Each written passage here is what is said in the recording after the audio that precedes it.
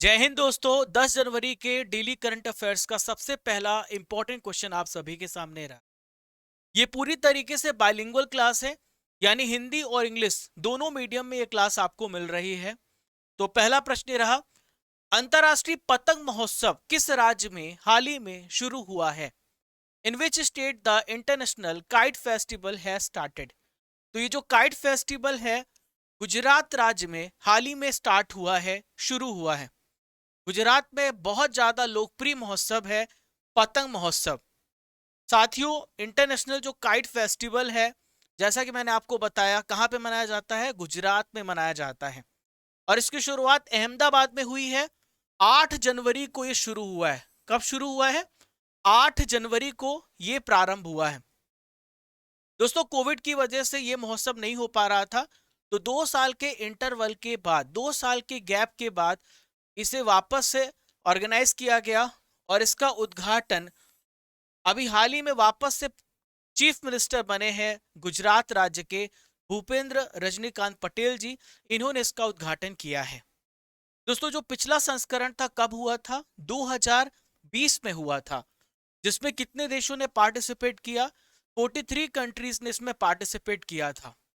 ये जो फेस्टिवल, यदि आपसे पूछा जाए किसकी थीम क्या है, तो इसकी जो थीम है G20 थीम पर बेस्ड है। ये बहुत इंपॉर्टेंट है।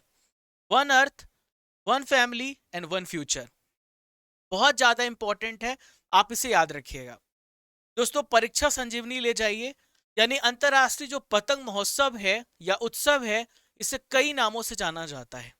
तो गुजरात में इसे बोला जाता है मकर संक्रांति, या फिर इसे बोला जाता है उत्तरायण। तो दो नामों से इसे जाना जाता है, उत्तरायण या फिर मकर संक्रांति।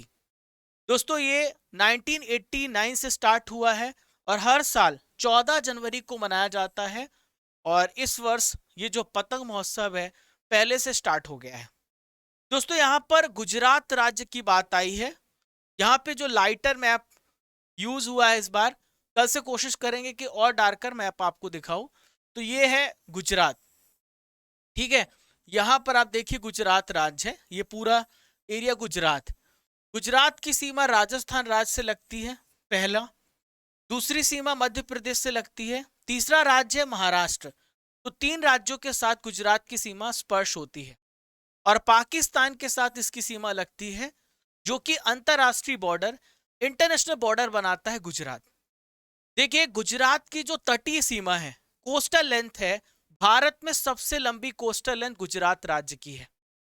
देखिए दोस्तों, गुजरात राज्य के बारे में और भी इंपॉर्टेंट पॉइंट्स को यहां पर समझ लेते हैं, उन सभी पॉइंट्स को भी डिस्कस करते हैं। तो गुजरात की कैपिटल गांधीनगर है। गवर्नर हैं श्री आचार्य देवव्रत।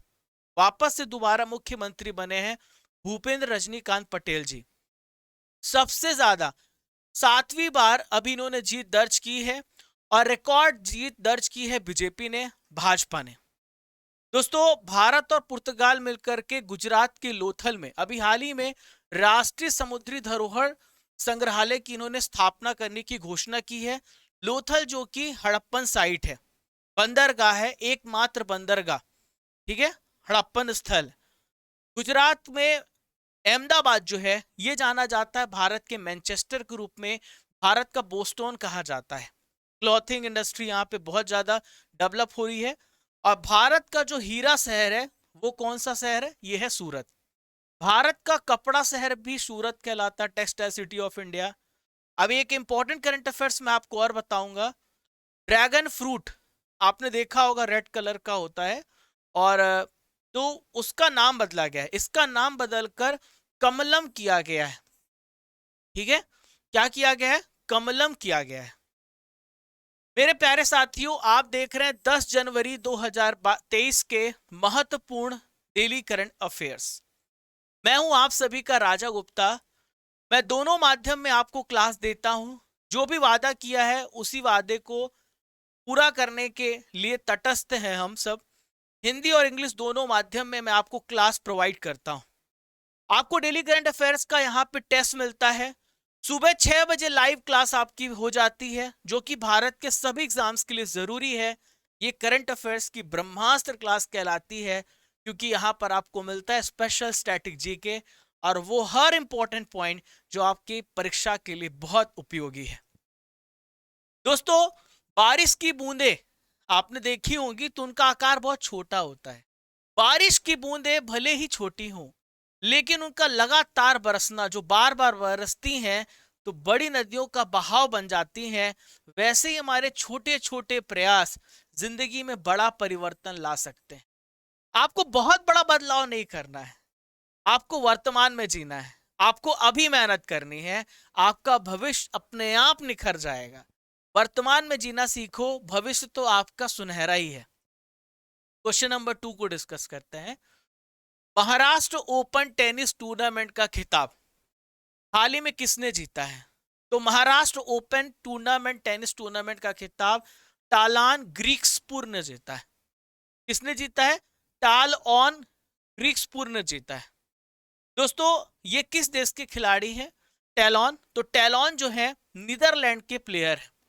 तो पुणे में आयोजित की गई, और नीदरलैंड की जो टैलॉन ग्रिक्सपुर है, इन्होंने किसको हराया है? तो फ्रेंच मैन बेंजामिन बोंजी को हरा करके इन्होंने पुणे में इस टाइटल को अपने नाम किया है। महाराष्ट्र ओपन को पहले टाटा ओपन महाराष्ट्र के नाम से जाना जाता था, अब इसे महाराष्ट्र ओपन के नाम से जाना जाता है। इसका आयोजन 2 से लेकर 7 जनवरी 2023 के बीच में हुआ। 2000 है ना 23 यहाँ पे होगा, यहाँ पे 2023 होगा। चलिए, तो डबल्स का खिताब किसने जीता है? सैंडर गिले और जोरान विलीजेन ने इसको जीता है। महाराष्ट्र ओपन की स्थापना 1996 में की गई थी, और 2018 से अभी जो है इसका आयोजन पुणे में हर साल हो रहा है, इसका आयोजन किया जा रहा है। दोस्तों, 9 जनवरी के हमारे पास रिजल्ट हैं, और अमित सिंह राजपूत, टाइगर, समद हुसैन, सोनू शर्मा, कुलदीप सिंह, आप लोगों ने टॉप किया है। बहुत बहुत कॉन्ग्रेचुलेशन, बहुत बहुत बधाइयां। अच्छी मेहनत की आप लोगों ने। आप लोग भी अगर चाहते हैं किसी प्रकार से करंट अफेयर्स का टेस्ट देना चाहते हैं, तो you have to download this application crazy GK trick.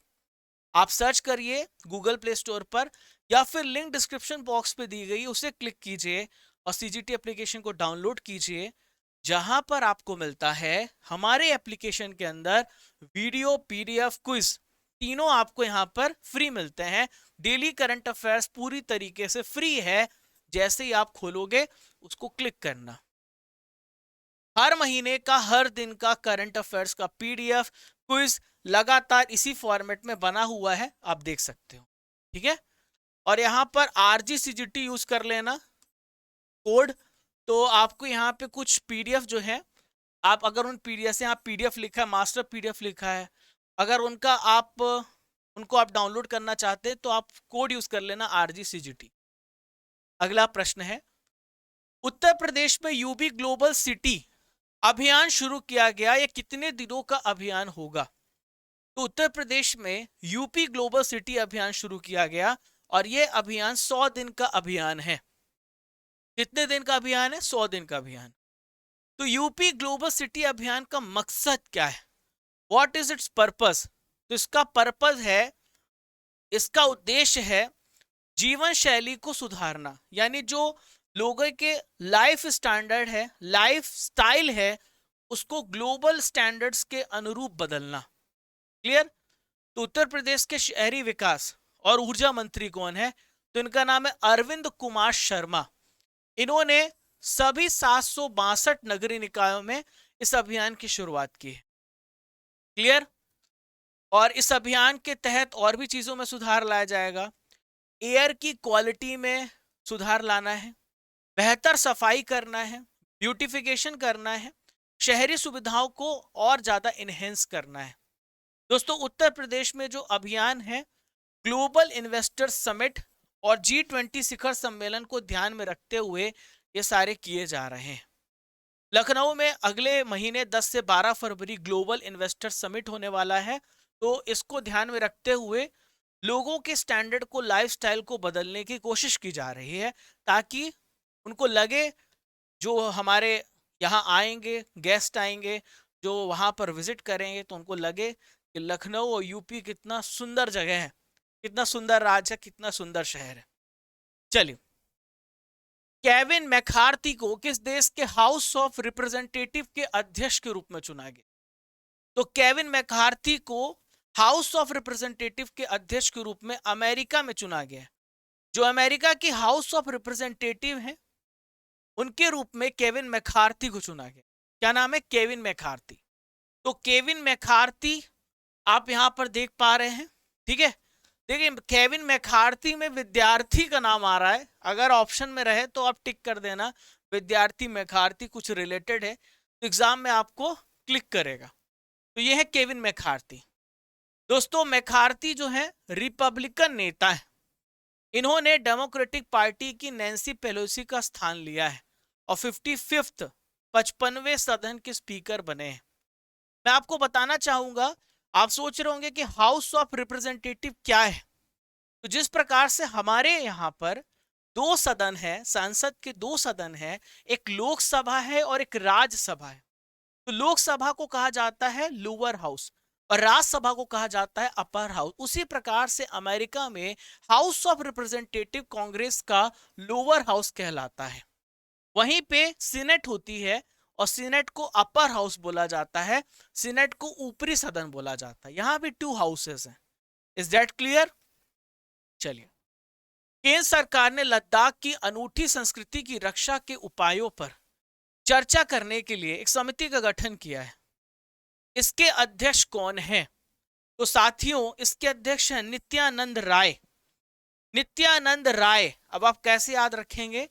Ladakh की अनूठी संस्कृति के रक्षा के लिए उपाय, और उसमें आएंगे राय। कौन आएंगे? नित्यानंद राय आएंगे, जो अपनी राय देंगे कि कैसे हम लद्दाख के कल्चर को प्रोटेक्ट कर सकते हैं। How we can protect, how we can conserve Ladakh culture. तो इसलिए समिति का गठन किया गया है। आप यहां पर देख पा रहे हैं, यह है नित्यानंद राय। इनके साथ और भी लोग हैं, टोटल 17 मेंबर्स हैं। ये इसके अध्यक्ष हैं, ये इसके चेयरमैन हैं। तो गृह राज्य मंत्री नित्यानंद राय की अध्यक्षता में 17 मेंबर की समिति का गठन किया गया है। Is that clear? तो इनका काम होगा, जो वहां की संस्कृति है, जो वहां का भाषा है, उन सबको कंजर्व करना, उसको संरक्षित करना, उसे इंपॉर्टेंस देना, उसे बचाए रखना। परीक्षा संजीवनी ले लीजिए। लद्दाख के बारे में मैं आपको बताऊंगा। लद्दाख की कैपिटल है लेह। यहाँ के उपराज्यपाल है R.K. माथुर। यहाँ 2 डिस्ट्रिक्ट है और यहाँ पे जो हाई कोर्ट है वो Jammu and Kashmir high court है। दोस्तों, लद्दाख के बारे में एक इंपॉर्टेंट करंट अफेयर्स। भारत की सबसे पहली जियोथर्मल पावर प्लांट पूछा जाए तो कहां पे स्थापित हुई है? तो ये स्थापित हुई है, ये सेटअप हुई है लद्दाख में। भारत की सबसे पहली भूतापीय विद्युत परियोजना लद्दाख में स्थापित की जाएगी। क्लियर? चलिए, आज के नॉलेज की फैक्ट्री में हम यहां पर डिस्कशन करने वाले हैं प्रमुख खनिज उत्पादन, इंपॉर्टेंट मिनरल्स प्रोडक्शन। तो एक तरफ आपका हिंदी माध्यम में और दूसरी तरफ आपका इंग्लिश माध्यम में है। हम अपने दोनों भाइयों और बहनों को लेके चल रहे हैं। अब हमारा इंग्लिश भाई ये नहीं बोलेगा सर कंटेंट इंग्लिश में चाहिए, है ना। हमने आपकी दोनों मांगे पूरी की, हिंदी का हिंदी में, इंग्लिश का इंग्लिश में, ताकि आपको दोनों बातें समझ में आए। दोस्तों, कोयले की प्रोडक्शन की बात करेंगे तो भारत में झारखंड पहले नंबर पर है और पूरी दुनिया में चीन नंबर 1 पर है। हीरे के उत्पादन में MP नंबर 1 पर है और रूस पहले नंबर पे है। तांबे के उत्पादन में चिली पहले नंबर पर है, MP फर्स्ट नंबर पे है। लोहे के उत्पादन में ऑस्ट्रेलिया और भारत में उड़ीसा। सिल्वर के उत्पादन में मैक्सिको, भारत में राजस्थान। नेचुरल गैस के उत्पादन में पहले नंबर पे रूस है और असम भारत में है। बॉक्साइट के उत्पादन में ऑस्ट्रेलिया नंबर 1 है, ओडिशा पहले नंबर पर है। सोने के उत्पादन में चीन और झारखंड जो है, माफ की झारखंड कह रहा हूं, कर्नाटक सोने के उत्पादन में पहले नंबर पे। क्लियर? ठीक है, यहां से भी आपका 1 से 2 नंबर तो पक्का है मेरे साथियों। चलिए, अगला प्रश्न देखते हैं, नेक्स्ट क्वेश्चन को देखते हैं। किसने डिजिटल इंडिया अवार्ड्स 2022 में नागरिकों के डिजिटल सशक्तिकरण श्रेणी में प्लैटिनम पुरस्कार जीता है? तो प्लेटिनम पुरस्कार जीता है ई नाम ने। किसने जीता है? ई नाम ने यह पुरस्कार जीता है। दोस्तों, कृषि और किसान कल्याण मंत्रालय की पहल थी ई नाम, एक इनिशिएटिव थी, और जिसके तहत डिजिटल इंडिया अवार्ड्स 2022 में नागरिकों के डिजिटल सशक्तिकरण श्रेणी में प्लेटिनम पुरस्कार मिला है। दोस्तों, भारत की जो प्रेसिडेंट हैं द्रौपदी मुर्मू, इन्होंने इस अवार्ड को पेश किया है। जो ई नाम है ये कैसा प्लेटफॉर्म है? तो ई नाम की मदद से आप ऑनलाइन ट्रेडिंग कर सकते हैं, एग्रीकल्चर कमोडिटीज पर, कृषि उत्पादों पर आप ट्रेडिंग कर सकते हो। ये है ई नाम पोर्टल, ये एक ऐसा माध्यम है। क्लियर? देश का सबसे पहला कोयला गैसीकरण आधारित तलचर उर्वरक संयंत्र किस वर्ष तक शुरू हो जाएगा? तो एक नया टेक्निक है कोल गैसिफिकेशन, तो उस पर आधारित फर्टिलाइजर प्लांट 2024 में स्टार्ट हो जाएगा। तलचर कहां पर है? तलचर प्यारे साथियों उड़ीसा राज्य में है। कहां पर है? उड़ीसा राज्य में है। तो ये कोल गैसिफिकेशन टेक्नोलॉजी प्लांट है। एक्चुअली इस प्रकार से काम करता है। मैं यहाँ पर एक आपको यहाँ पर लेबल डायग्राम बता रहा हूँ। ये कोल है, जो कोल को यहाँ पर जलाया जाएगा, गैसिफिकेशन किया जाएगा, स्टीम यहाँ पे पास की जाएगी, उसके बाद फिर CO शिफ्ट होगा, गैस क्लीनअप होगा। कुल मिलाकर के मैंने एक टेबल बनाया, इसका ये यूज होता है, इसकी मदद से प्रदूषण कम होगा और जो एनर्जी का कंजप्शन, एनर्जी का प्रोडक्शन ज्यादा होगा। ठीक है, और मतलब अवशिष्ट पदार्थ इसमें कम बनता है और ज्यादा से ज्यादा हमारी इफिशियंसी बढ़ जाती है। यह है कोल गैसिफिकेशन। आप सिंपल भाषा में इस बात को समझ जाइए।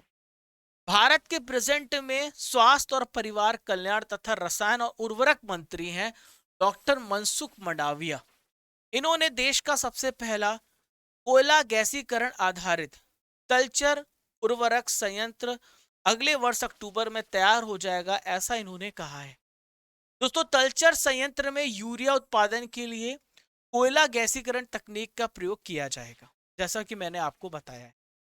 परीक्षा संजीवनी ले लेते हैं। दोस्तों, अगर आपसे पूछा जाए कि धनु यात्रा उत्सव कहां पर मनाया जाता है, तो उड़ीसा में मनाया जाता है। मैंने आपको ट्रिक बताई थी। नेक्स्ट, राज्य खाद्य सुरक्षा योजना में उड़ीसा सरकार 1 वर्ष के लिए मुफ्त चावल प्रदान करेगी। अगला प्रश्न है, जियान लूका वियाली, इनका निधन हो गया, वह किस खेल से जुड़े हुए थे? तो जियान लूका वियाली, इनका संबंध किससे था? ये किस खेल से जुड़े हुए थे? तो ये थे यहां पर जियान लूका, हाँ ये फुटबॉल प्लेयर थे। कौन थे ये? फुटबॉल प्लेयर थे जियान लूका वियाली। अभी हमारे बीच में नहीं रहे। दोस्तों, इटली और चेल्सी के पूर्व स्ट्राइकर थे जियान लूका वियाली, इनका निधन हो गया है। ये इतालवी फुटबॉल खिलाड़ी थे। नेक्स्ट, किसने अपनी नई पुस्तक revolutionaries the other story of how India won it's freedom, इसका विमोचन किया है? Who released his new book Revolutionaries the Other Story of How India Won Its Freedom? तो ये संजीव सन्याल। संजीव सन्याल ने नई पुस्तक revolutionaries the other story of how India won it's freedom, इस पुस्तक को रिलीज किया है। यह है संजीव सन्याल। दोस्तों, भारतीय स्वतंत्रता संग्राम से जुड़े क्रांतिकारी आंदोलनों पर आधारित है इनकी पुस्तक। कुछ अन्य पुस्तक है जो आपसे पूछी जा सकती है, उसे भी आइए यहां पर डिस्कस करते हैं।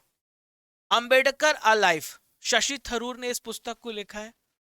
Ambedkar a life, brave hearts of Bharat vignettes from Indian history, Vikram Sampath ने इसे लिखा है।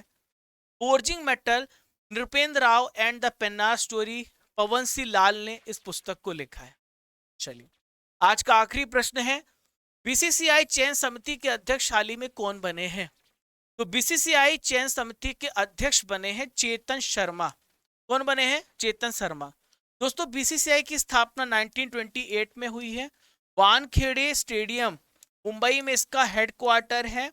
और सौरभ गांगुली प्रेजेंट में बीसीसीआई के, सौरभ गांगुली नहीं, बिन्नी जॉर्ज है ना, बिन्नी बदल हो गए हैं यहाँ के प्रेसिडेंट। और जो जय शाह हैं इसके वाइस प्रेसिडेंट हैं। राहुल द्रविड़ जो हैं मेंस कोच हैं। रमेश पोवार वीमेंस कोच है। क्लियर है दोस्तों? चलिए, तो यहां पर देख पा रहे हैं चेतन शर्मा, ये चीफ सिलेक्टर बनाए गए हैं, वापस से बीसीसीआई सिलेक्शन कमेटी के अध्यक्ष बने हैं। इसके अलावा इनकी कमेटी में शिव सुंदर दास, सुब्रतो बनर्जी, ये सारे अन्य सदस्य भी शामिल हैं। साथियों, कल मैंने आपको कहा था कि मैं दिसंबर महीने का टेस्ट लूंगा, आप पढ़ के आइएगा। तो दिसंबर महीने के टेस्ट लेने वाले हैं हम आपसे, तैयार हो जाइए। किस देश के राष्ट्रपति गणतंत्र दिवस समारोह 2023 में मुख्य अतिथि होंगे? तो इजिप्ट के राष्ट्रपति हैं, ठीक है, तो अब्दुल फतेह अल सीसी। हॉर्नबिल महोत्सव किस राज्य में आयोजित हुआ है? मैंने आपको बताया था ये नागालैंड में हुआ है 1 दिसंबर से 10 दिसंबर। हर घर गंगा जल परियोजना को किस राज्य में शुरू किया गया? इसे कहां स्टार्ट किया गया? बिहार राज्य में। उत्तराखंड के नए ब्रांड एम्बेसडर कौन बने हैं? तो ये नए ब्रांड एम्बेसडर बने प्रसून जोशी। भारत में मातृ मृत्यु दर 2018-20 में कितनी हो गई है? तो ये घटकर 97 हो गई है। मौना लुआ ज्वालामुखी में लगभग 38 साल बाद विस्फोट हुआ, किस देश में है? तो ये किस देश में है मौना लुआ? अमेरिका में है, हवाईयन आइलैंड्स में है। सेबी ने किसी बीएसई के एमडी एंड सीईओ नियुक्त किया है? तो सेबी ने सुंदर रमन राममूर्ति को बीएसई का एमडी एंड सीईओ नियुक्त किया है। पिछले 8 सालों में भारत के मिल्क प्रोडक्शन में कितनी वृद्धि दर्ज हुई है? 83 मिलियन टन, और भारत पहले स्थान पर, अमेरिका दूसरे स्थान पर है। इसरो के द्वारा पीएसएलवी C54 मिशन में कितने सैटेलाइट अंतरिक्ष में भेजे गए हैं? टोटल 9 सैटेलाइट भेजे गए हैं। WHO के द्वारा मंकी पॉक्स का नया नाम क्या कर दिया गया है? तो इसका नया नाम है एमपॉक्स। दोस्तों, अब आपके करंट अफेयर्स का टेस्ट होगा। 10 जनवरी से रिलेटेड जितने भी करंट अफेयर्स आपने अभी पढ़े हैं, अब आपका टेस्ट ले रहा हूं, तैयार हो जाइए। भूपेंद्र भाई पटेल किस राज्य के मुख्यमंत्री हैं? ये गुजरात राज्य के मुख्यमंत्री हैं। राष्ट्रीय समुद्री धरोहर संग्रहालय किस राज्य में बनाया जा रहा है? कहां पे बनाया जा रहा है? गुजरात में, लोथल में। भारत का बोस्टन और भारत का मैनचेस्टर किस शहर को कहा जाता है? तो भारत का मैनचेस्टर और बोस्टन अहमदाबाद को बोला जाता है। कौस्तव चटर्जी भारत के किस क्रम के ग्रैंड मास्टर हैं? तो ये 78 नंबर के ग्रैंड मास्टर हैं। खेलो इंडिया यूथ गेम्स 2022 पुरुष अंडर 18 खिताब किसने जीता है?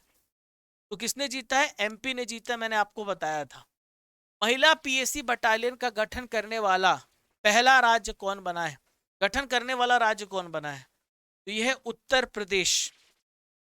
आप अपना आंसर कमेंट बॉक्स पे जारी रखें, ज्यादा से ज्यादा लोगों को शेयर करें, इंस्टाग्राम, ट्विटर, फेसबुक, ताकि और भी ज्यादा लोग हमारे साथ इस मिशन में जुड़ सके, इस सिलेक्शन के मिशन में, इस पढ़ाई के मिशन में।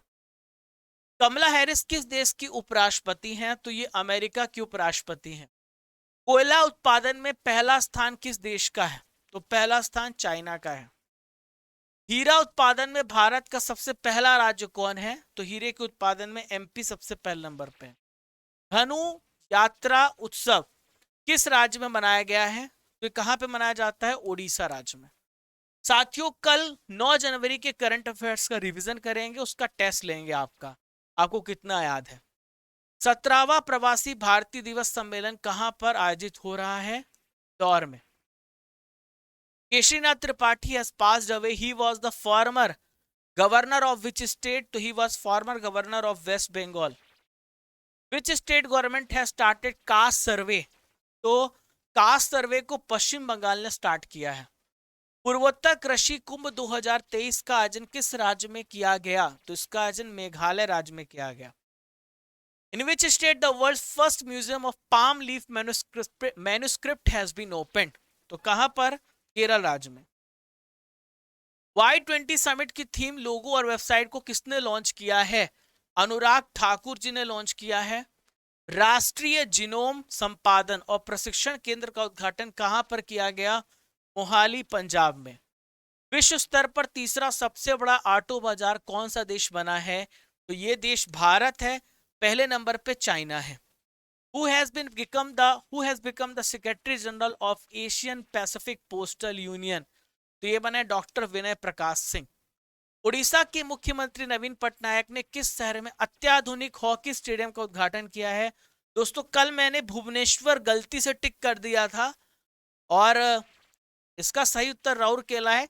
एक्सप्लेनेशन भी मैंने राउरकेला ही बताया था, बट गलती से भुवनेश्वर टिक कर दिया था। आप इसे करेक्ट कर लीजिएगा, ठीक है। मैंने बहुत सारे लोग को कमेंट बॉक्स पे उत्तर देने की कोशिश की, मतलब थोड़ी सी भी गलती है ना, इतू सी भी गलती अगर आपको पकड़ में आ जाए तो बस आप तो, आप सर का पैर खींचने का समय हो गया। मतलब आप तो बस मौका मिल जाए सर की तू धेड़ देना है, ऐसा नहीं सोचना है। और गलती तो इंसान से होती है, पर कोई नहीं, ऐसे ही बोल रहा हूँ। आप सभी बहुत प्यारे बच्चे हैं। चलिए दोस्तों, पहचानो कौन सीरीज में आप यहाँ पर जरा देखिए, इस चित्र को देखिए, ये कहाँ का चित्र है। मैं आपको कुछ भी हिंट नहीं दूंगा, आपको देखना है, सर्च करना है, आपको पता करना है, इसके बारे में 5 लाइनें लिखनी है। मैं आपको बताना चाहूंगा कि क्रेजी जीके ट्रिक एप्लीकेशन पे बहुत सारी हर विषय की पीडीएफ अवेलेबल है ना। आप वहां से पीडीएफ भी डाउनलोड कर सकते हैं, अपने पढ़ाई में पीडीएफ को भी ऐड कर सकते हैं। RGCGT कोड यूज कर लेना आप, राजा गुप्ता क्रेजी जीके ट्रिक, ठीक है। तो इस कोड को यूज कर लेना, तो यहाँ पे आपको डिस्काउंट मिल जाएगा इन सभी मास्टर पीडीएफ में। और बहुत सारी ई बुक लॉन्च हो गई हैं, साइंस की, ज्योग्राफी की, पॉलिटी की, इन सभी ई बुक को भी आप देख सकते हैं। दोस्तों आज के पिटारे में, स्टैटिक जीके के पिटारे में, हम विश्व के देशों के भौगोलिक उपनामों को जानने वाले हैं। Which of the following is known as the pearl of the east? पूर्व का मोती किसे कहा जाता है? तो पूर्व का मोती कहा जाता है श्रीलंका। बहुत सुंदर रूबीज पाए जाते हैं यहाँ पर श्रीलंका के सी में। निम्नलिखित में कौन सा देश चारा गाहों का स्वर्ग है, पैराडाइज ऑफ पास्चर बोला जाता है? तो ये है New Zealand. Which country is known as the land of white elephant? तो सफेद हाथियों की भूमि है थाईलैंड। हॉर्न ऑफ अफ्रीका में शामिल होने वाले देश कौन से हैं? Which countries are included in the horn of Africa? तो ये कंट्री कौन सी है? तो यह है इथोपिया, सोमालिया, जिबूती। आप ऐसे याद रखना, सैड मत हो भाई।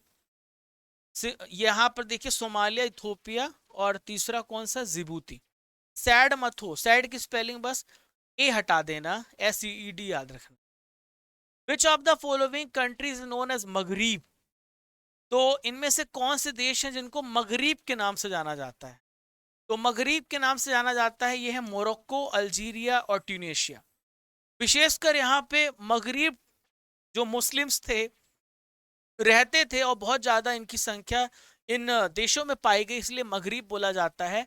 और ये जो देश हैं, खासकर अफ्रीका, जो सहारा है ना, सहारा, सहारा डेजर्ट यहाँ पे पाया जाता है। ये बेसिकली 3 कंट्रीज को मगरीब बोला जाता है।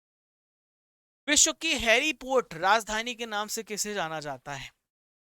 Heliport capital of the world is south Korea. Which country is called the country of forest? तो कंट्री ऑफ फॉरेस्ट बोला जाता है रशिया को। Which country of Europe is called small Europe? Europe के अंदर यूरोप कहा जाता है, तो ये कंट्री है France. Which one country is not included in Benelux country?